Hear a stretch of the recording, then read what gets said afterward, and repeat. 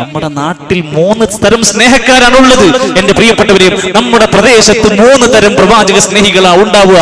ഒന്നാമത്തെ പ്രവാചക സ്നേഹം, കൊല്ലത്തിൽ ഒരിക്കൽ ഒരു ആഘോഷം നടത്തി, കുറച്ച് പാട്ടും പാടി, കുറച്ച് പായസം വിതരണം ചെയ്ത്, കുറച്ച് ദഫൊക്കെ കളിച്ച്, അങ്ങനെ ഒരു കൊല്ലം നബിനെ പറ്റി എന്തെങ്കിലുമൊക്കെ പറഞ്ഞ് പാടി, ഒരു സമ്മാനമൊക്കെ കൊടുത്ത് അങ്ങനെ പരിപാടി കഴിച്ചൊരു സ്നേഹം അവസാനിച്ചു.